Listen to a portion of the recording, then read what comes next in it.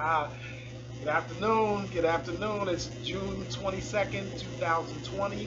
Another episode of For Our People. We're going to call this our Juneteenth edition. I know Juneteenth was the 19th, so 3 days afterwards, we're going to talk about it a little bit. We could have talked about it last week, but I wanted to talk about Denmark VC. It was the anniversary of Denmark VC's rebellion out of Charleston, South Carolina, back on June 16th. So June is popping for us. It's music month. It's my birthday. It's all types of stuff. So we're going to talk about a little bit about Juneteenth today, and especially about this becoming a federal holiday or a state holiday or corporate holiday, and these things coming kind of out the blue in response to the George Floyd situation and the protests out there. So we're going to touch upon that in a second. Once again, I'm Andre Smith, Dre Smith, Spitty Bonton. You know me, I've taught law. I'm repping for Hakim's bookstore, right? We're all about saving the black bookstore, saving HBCUs, saving black institutions, museums, all types of stuff. So we're repping for Hakim's every week. We're repping for Hakim's bookstore, 210 South 52nd Street between Walnut and Chancellor in beautiful West Philadelphia and West Blackadelphia. So please give them a shout out. If you can't get down to the store, there's HakimsBookstore.com. Hakim's Bookstore is on Facebook. Hakim's Bookstore on Instagram, right? So you can check it out. You can also check out these videos every week. We've been doing them every week since last August. Also on my YouTube channel, Afro-Atlantican Jurisprudence at YouTube. It's Afro-Atlantican, Aforlantican. What we're going to do sometime soon, I know I've talked about it before, we're going to have to use some technological improvement where we can have the banner going across the bottom telling you what it is. So anyway, Hakim's Bookstore, we're repping for them. Shout out to Yvonne Blake, the owner of the store, daughter of Dawood Hakim, who founded that bookstore in 1959, same year as Marcus Books out in Oakland, California. So basically the second oldest black bookstore in the country. We're helping Miss Yvonne Blake, Chris Arnold, Princess Glenda. We're not just going to survive, but we're going to thrive. And to help us do that, please, if you're able to go to www.gofundme.com/Hakim's Bookstore and donate what you can.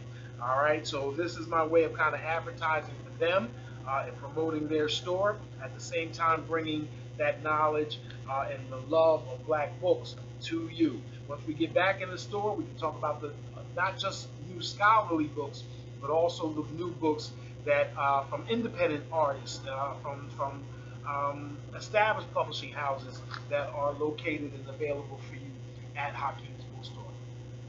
All right, I just want to talk about a few current events before we talk about black books, before we talk about the weekly feature. First of all, just let's keep it light. I definitely enjoyed it. I hope you guys saw the Alicia Keys versus John Legend session, Black Excellence in Effect. That was wonderful versus TV. What's that? That's Just Blaze and Timberland, or Swiss Beats and Timberland. Oh, wonderful. They're just doing great things. And it really caused me to rethink how much we need to adapt to these social media platforms. And, you know, if we're going to talk about creating our own. So shout out to Versus TV, shout out to Scratch Vision, shout out to everybody, all the brothers and sisters that are on social media creating new and exciting content and distributing it in different forms. Again, we're here not just talking black books, but we want to save the black bookstores. I have a list from Duende District. And if your black bookstore is not on this list, I need you to hit us up in the comment section, and so we can shout it out every week. We need to advertise. We need to cross-promote each other. So shout out to Mahogany Books, Loyalty Bookstore, The Lit Bar, Cafe Con Libros, I like that name, Uncle Bobby's here in Philadelphia, Brian Lair Books, Marcus Books, Sankofa in D.C., Pyramid Art Books and Custom Framing, Ashe by the Bay, Isowan Books in L.A., Underground Books, Cultured Books in St. Petersburg, Florida, Media Books, Beyond Barcodes Bookstore, Semicolon Bookstore, Harriet's Bookshop here in Philadelphia. That's a new one. Shout out to the sister that runs Harriet's Bookstop. Shout out to the sister that runs Amalgam Comic book store. That's not on here, but it probably should be. I'm going to have to add it, and we're going to talk about it every week. Badu Bookstore, Revolution Books, Sister Uptown Bookstore in New York, Source Booksellers, Willis Books, Carol's Bookstore, Dare Books, The Listening Tree Book Boutique, Nubian Bookstore, Lucina Books, The Book Joint in Chicago for Keeps Books, Between the Lines Bookstore, Frugal Bookstore in Roxbury, Massachusetts, Olive Tree Books and Voices, Books and Crannies, Martinsville, VA, I like that, I See Me, Zawadi Books, Yoruba, Smith and Hannon in Cincinnati, Mocha, The Black Reserve, Turning Page Bookshop, in Goose Creek, South Carolina. Shout out to Goose Creek, South Carolina. Edna's Boutique. Let me say that again. Edna's Boutique. The Dock, Blackworld Books, Harambe Books in Alexandria, Riches in Reading, and of course, old staple in Philadelphia, Black and Noble. Shout out to all the black bookstores that are keeping it hot in 2020, and we're going to come up with a program that's going to, each of us are doing our own individual fundraising campaigns. We're going to have to do a coalition, coalesce together, really raise some money, not just for black bookstores, but for black museums, for black colleges, schools, private schools, and all that. We need to support these institutions because, as we see, even when they care about us, they don't really care about us. And we're going to talk about that a little bit later. All right. So shout out to all those bookstores. We're going to save black books through donations, through our patronage, everything. Shout out to everybody. So now we're going to talk about Juneteenth. Shout out to everybody that was at the march on 52nd and Girard. Right? Love you. And one of the things I love about that march and the people that sponsor ACAF, Paul Robeson House,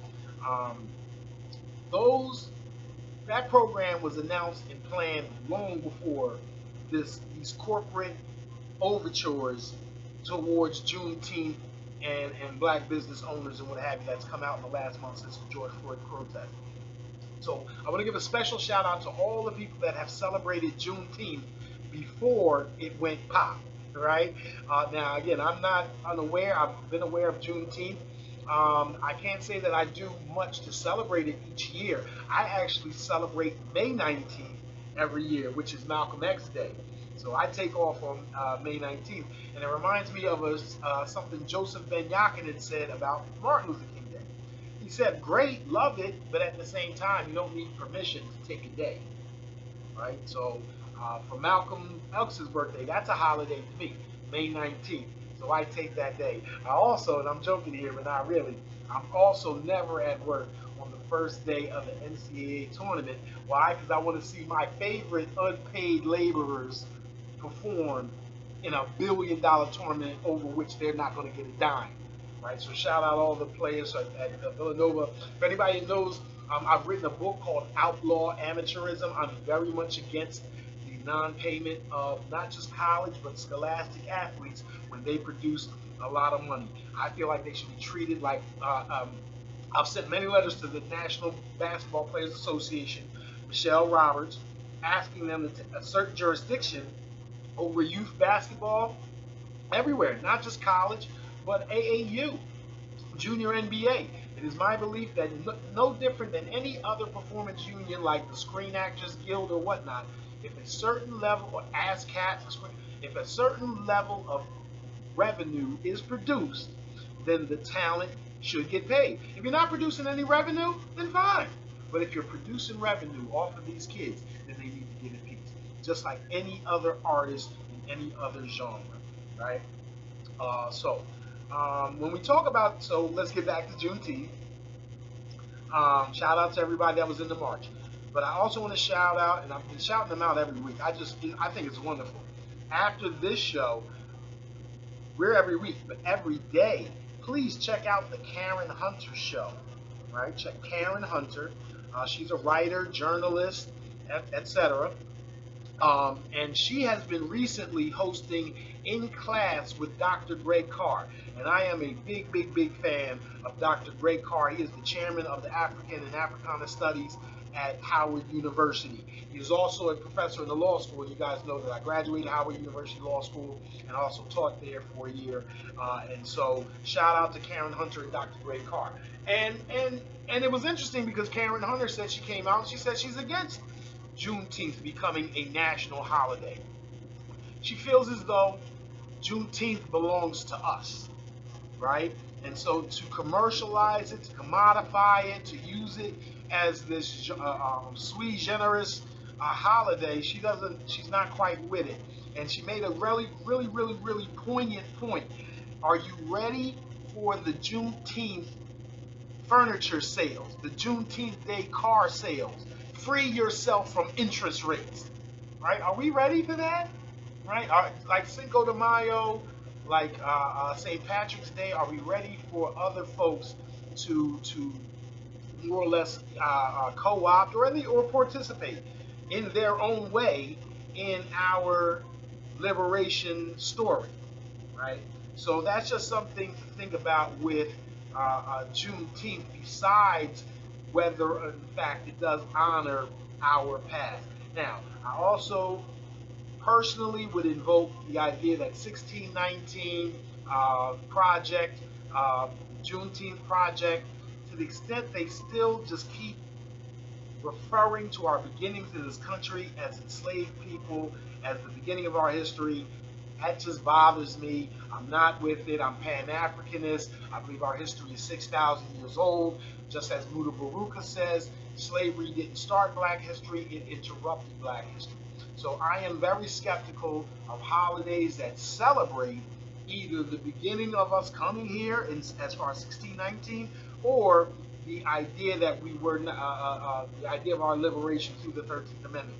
And let me also say that just because the word, I find it interesting that we're not talking about the Emancipation Proclamation or its ratification in Congress, because those documents are the thing that said that slaves were free. And then we move on to June 19th, 1865, as far as when slaves got the word, as if that made it official. And I say as if it made it official because slaves could know it, but they couldn't enforce it.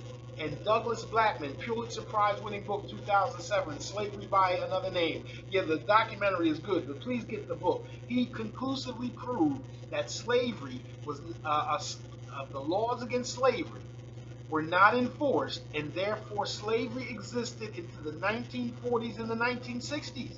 That the very first federal prosecution against holding slaves in the South wasn't until the 1940s. My mother was born in 1941. Slavery was not officially or effectively outlawed until the mid-1900s. Over 80 to 90% of black folks still were in the South in the sharecropping, convict leasing, and even worse, in some cases just as straight up slaves. Right?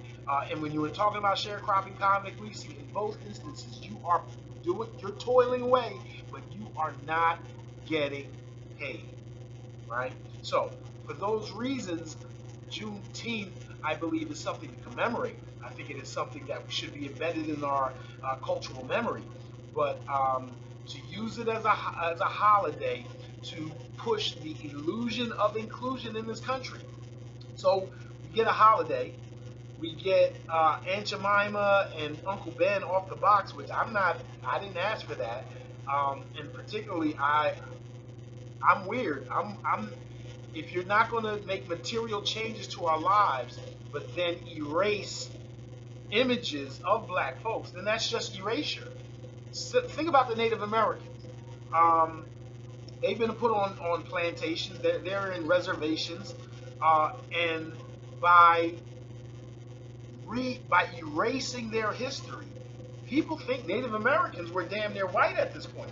I'm not for taking that image off the Washington football team's logo. I'm not for taking that image out of the Cleveland Indians logo. As a matter of fact, why Redskins is bad, but you're allowing them to still be called Indians when Indians halfway across the other side of the world. So a lot of this stuff is very inconsistent.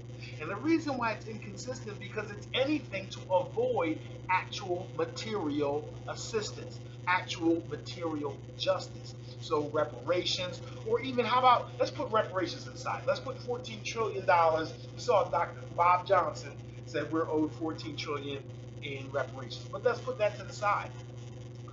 Byron Allen just lost his case, and it's not about Byron Allen. The rule set up says that we must prove that it's a but-for circumstance, that we would have gotten the contract but for the racist activity. That's a high level of proof.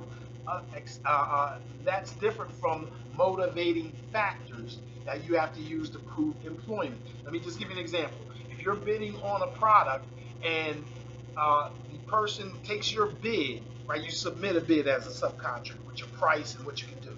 And they say, demerit, 5 demerits for being black, 2 demerits for being white.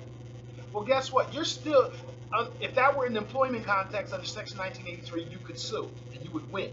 But the Supreme Court said if that happened to a business, you don't win. You have to prove that even that just on top of getting demerits, you would have beaten out all the other subcontractors but for those demerits, right? That's a high level of proof. Again, I always mention Billy Ray Valentine in Trading Places, hiding in the bathroom stall, catching the Duke brothers, talking about how they would never let a nigger run their company. That's the level of proof that the Supreme Court set up. Well, guess what? Congress can change that at any time it wants to.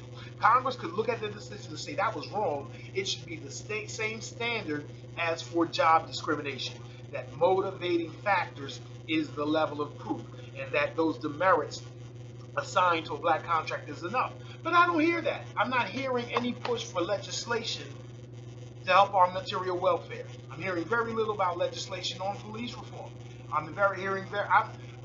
Shelby versus Holder is the Supreme Court case that rolls back the Voting Rights Act, and I don't hear anything about reestablishing the Voting Rights Act. But what I do hear about is all the polling places in Kentucky being closed for black folks, where so now that 600,000 black people have to gather together for 1 or 2 polling places and spread COVID amongst each other. Dastard, right? So those things are so deep. The Juneteenth holiday, I'm sorry, I'm an ingrate. I'm sorry, I'm disrespectful. But the things that they have come out with to satisfy us, to satiate us, number one, I believe corporate folks want the Republicans to win. So the fact that Nike and all these folks are coming out with black stuff, in my view, it is to bring calm about, to bring us back to a sense of normalcy, so that the economy can bubble up, and therefore your man Trump and all that can stay in office. I really believe that that is the purpose of these. Otherwise, why are these symbolic gestures being thrown at us? But the real solutions that we've been pushing for, as far as stop killing us, fix systemic racism, the racial wealth gap is yay wide, those things seem to fall on deaf ears, and instead Uncle Ben gets kicked off the box of rice. They've been took famous Amos off the chocolate chip cookie box. Then, right? Now, having said that, let me also say this about reparations, because again, I think we mentioned it in the books before, but if we haven't, I'll mention it, that the Sandy Darry, let me say that again, William Sandy Darry, the preeminent black economist in the United States of America today, pushes for reparations and has written a new book called From Here to Equality. He is calling for us to get reparations, and then we have Bob Johnson saying that we are owed $14 trillion. Let me say this. You know, I close the show off by saying better educate ourselves and our children, start patronizing black businesses, stop unduly criticizing each other, amass human, social, political, and financial capital. Why? Because let's say we were to get $14 trillion in reparations, but then there still remain the human capital gaps. In other words, we as black folks don't have as high education or trade skills, business skills, etc. Social capital, we don't have as many associations and institutions where we work together. Political capital. Again, this voting rights and the ability for white folks to take away our voting rights through surreptitious means, regardless of the amendments, regardless of the amendments against poll taxes and all that stuff. So even if financial capital, the $14 trillion, brought us to equality, that money would leak right on back, almost like a Dave Chappelle skit, if there remain human, social, and political gaps. That is why it's incumbent on us, whether we get reparations or not, to better educate our children, ourselves and our children, start patronizing black businesses and institutions, and stop unduly criticizing each other, because those things build human, social, and then ultimately political capital along with financial capital. It has to be a multi-pronged strategy. Sorry, no silver bullets. This ain't going to be easy. It took quadrillions of microaggressions to put us in this position. It's going to take quadrillions of microcorrections to get it out. Get us out. Woo, you ready for me to get off my soapbox? Start talking about some books? All right, let's talk about some books. All right, new books on the scene. Always giving a shout out to the Journal of Blacks in Higher Education for their weekly book digest. They got some bangers again this week. I think about 6 books with some great stories behind them.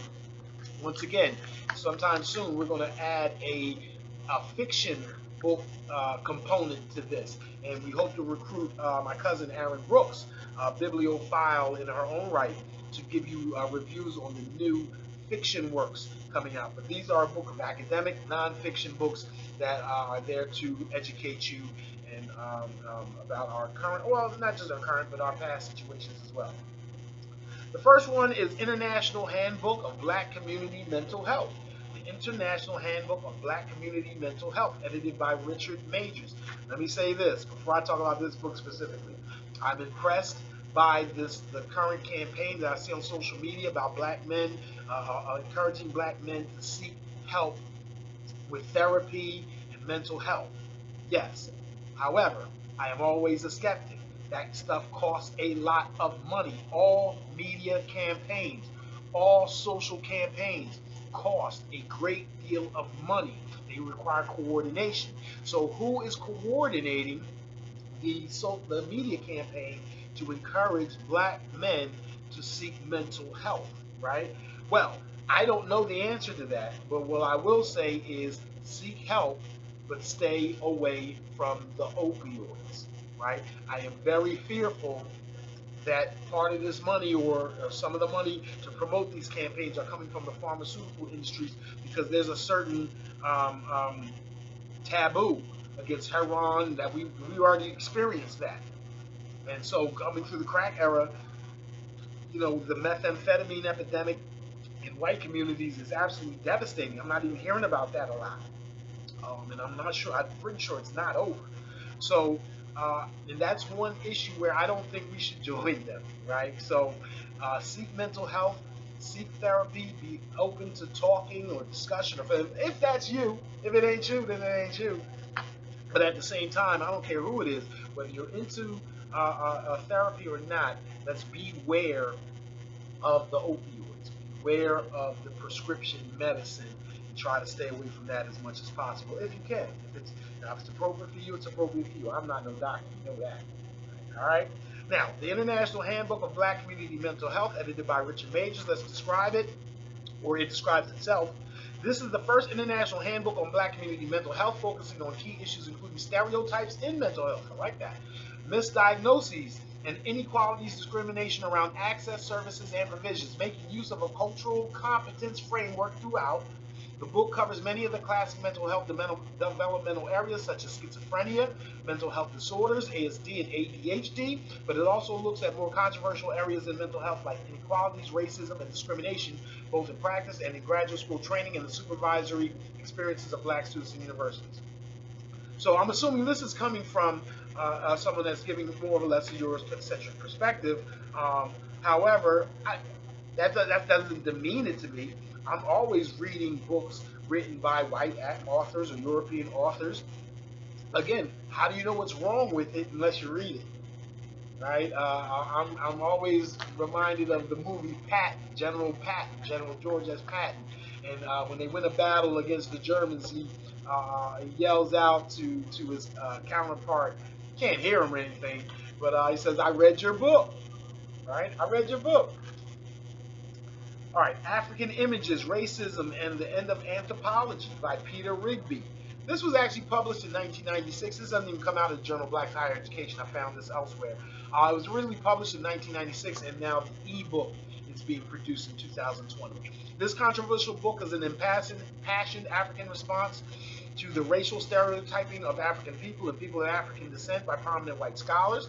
It highlights how the media contributes to the growth of racist ideas, particularly in reporting current events in Africa, and demonstrates how some of America's most revered intellectuals cloak racist ideologies in ostensibly egalitarian discourses. I like this.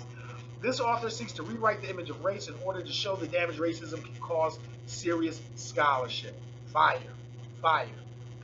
This might be something that I might need on my bookshelf. Let me say that again.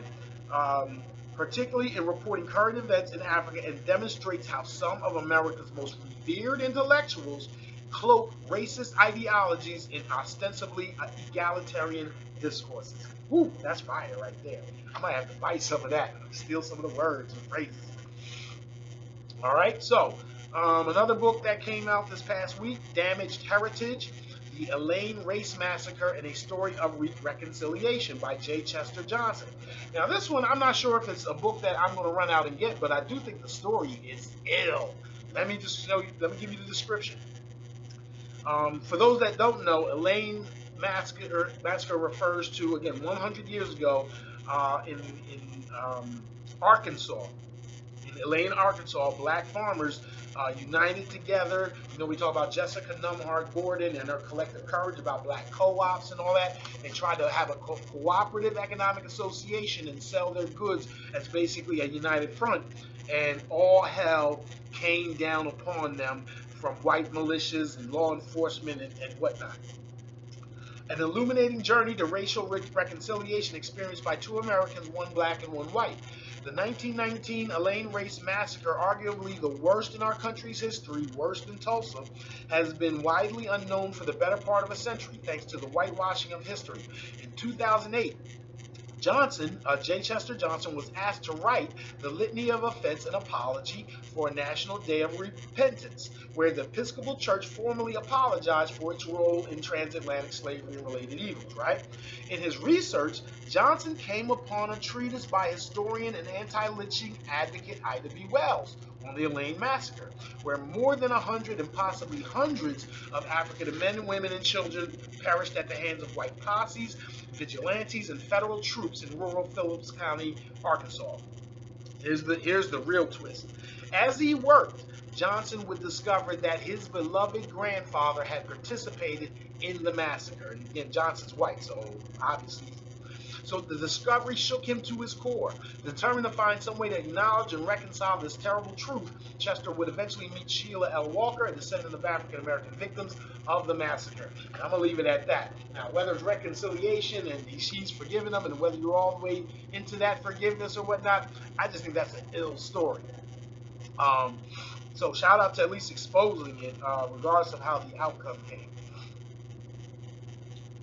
All right. Okay, we got still more fire to go. This is a hot book. This is a hot book. Jamaica Ladies, Female Slaveholders and the Creation of Britain's Atlantic Empire by Christine Walker, University of North Carolina Press. Let me say that again. Jamaica Ladies, Female Slaveholders and the Creation of Britain's Atlantic Empire. Jamaica Ladies is the first systemic study of the free and freed women of European, Euro-African, and African descent who perpetuated chattel slavery and reaped its profits in the British Empire. Their actions helped transform Jamaica into the wealthiest slaveholding colony in the Anglo-Atlantic world. Starting in the 1670s, a surprisingly large and diverse group of women helped secure English control of Jamaica and, crucially, aided its developing and expanding slave labor regime by acquiring enslaved men, women, and children to protect their own tenuous claims to status and independence. Woo! Okay. Wow. Jamaica Ladies. It says European, Euro-African, and African descent. That seems like a powerful, powerful story. Again, if you are interested in any of these books, please call the bookstore. 215-474-9495. Or again, HakimsBookstore.com, Hakim's Bookstore on Instagram, Hakim's Bookstore on Facebook. You want it, we got it. You don't want it, we ain't got it. You want it, we ain't got it, we go get it for you. All right? Judaism, Race, and Ethics. Conversations and Questions, edited by Jonathan K. Crane. This timely book wrestles with the contentious, dynamic, and ethically complicated relationship between race and religion through the lens of Judaism. And we know that's contentious if you start want to deal with the Ethiopian Jews in Ethiopia and also those falashas in Israel, if we're going to really talk about race and Judaism.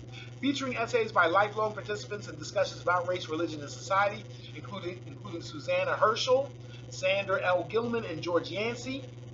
This vibrant book aims to generate a compelling conversation vitally relevant to both the academy and the community. All right. And on the religion tip further, another book edited by Anne E. Streety Wimberly, From Lament to Advocacy, Black Religious Education and Public Ministry. This resource sets forth the cultural imperatives of ministry and the contextual nature of a public theology of religious education that connects faith formation and action in addressing profoundly difficult, unjust, and wounding experiences of Black people in society. Shout out to Misty Fuller, shout out to Tim Golden, shout out to Sidney Williams, shout out to the Reverend Marshall Mitchell, shout out to the Reverend Dr. Carlton Waterhouse, all people that I have associated with and highly, highly respect. Hopefully this book may speak to you. If it does, holler at us at the bookstore and go chop it up. All right, and then last but certainly not least, this book is by two very terrific Black scholars. I am always interested in economic justice, so I'm going to actually do this twice this week. I'm actually going to pull this to my Wednesday show or podcast on the Economic Justice Law Review. This one's called Shopping While Black. Consumer Racial Profiling in America by Sean L. Gabadon and George E. Higgins. It's by Routledge Press. Shopping While Black, Consumer Racial Profiling in America lays out the results of nearly 2 decades of research on racial profiling in retail settings. And these are two number crunchers. These are brothers, they ain't just talking a bunch of stuff. They are quantitative method experts. Gabadon and Higgins address the generally neglected racial profiling that occurs in retail settings. Although there is no existing national database on shoplifting or consumer racial profiling, CRP, from which to study the problem, they survey relevant legal cases and available data sources. This problem clearly affects a large number of racial ethnic minorities and causes real harm to the victims, such as the emotional trauma attached to being excessively monitored in stores and in the worst case scenarios, falsely accused of shoplifting. Oh man, Paul Mooney. You know what Paul Mooney says, I chased her for 3 miles or whatever. Their analysis is informed by their own experience. One co-author is a former security executive for a large retailer, and both are Black men who understand firsthand the sting of being profiled because of their color. After providing an overview of the history of CRP, that's consumer racial profiling, and the official and unofficial data sources in criminological literature on this topic, they address public opinion polls, as well as the extent and impact of victimization. They also provide a review of CRP or consumer racial profiling litigation, provide recommendations for retailers to reduce racial profiling, and also chart some directions for future research. Excellent, excellent, excellent stuff. Matter of fact, this was so good I had to research who these brothers were. So let me tell you something a little about these brothers. Dr. Gabadon, let me get his whole name. Dr. Sean Gabadon is Distinguished Professor of Criminal Justice at Penn State, Harrisburg, I believe. He has served as a fellow at Harvard University's W.E.B. Du Bois Institute for African American Research. He has taught at the Center for African American Studies at University of Pennsylvania. The author of more than 100 scholarly publications and 70 peer-reviewed articles and 13 books. Woo-wee! I'm still working on my third. His most recent books include the co-authored book Shopping While Black. He's also published criminological perspectives on race and crime. He's co-authored the text Race and Crime, and then co-edited the book Building a Black Criminology, Race Theory and Crime. So Dr. Gabadon, shout out to you. You a real one. And your partner in crime, George E. Higgins, Dr. George E. Higgins received his PhD in criminology at Indiana University of Pennsylvania, IUP, for those of us around the way. His research focuses on testing criminological theories and quantitative methods. He applies theories and methods to substance use, cybercrime, race and ethnicity differences, and criminal justice organizational issues, in essence, for example, leadership, administration, and profiling. And they have worked together. This paper, I have not found it yet, but I'm going to get it. This is so interesting. Gabadon, Jordan, Penn, and Higgins back in 2014 wrote a paper called Black Supporters of the No Discrimination Thesis in Criminal Justice, a portrait of an understudied segment of the black community. And they published that in the Criminal Justice Policy Review back in 2014. So again, this is the epitome of what I think this show is about. These two brothers have to be known outside the walls of University of Louisville, outside of the walls of University of Penn State at Harrisburg. Sean Gabadon, George E. Higgins are brothers that we need to all know about because they know about us. We need to care about them because they care about us. So for our people, every week, we're going to continue to bring black scholarship, black academics, black intelligence to the people so that you can appreciate it. We're going to bring it out from the ivory tower out into the streets, right?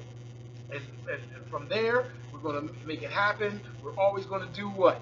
Better educate ourselves and our children. We're going to start and patronize black businesses and institutions. Stop unduly criticizing each other. Why? Because that's going to accumulate human, social, political, and financial capital.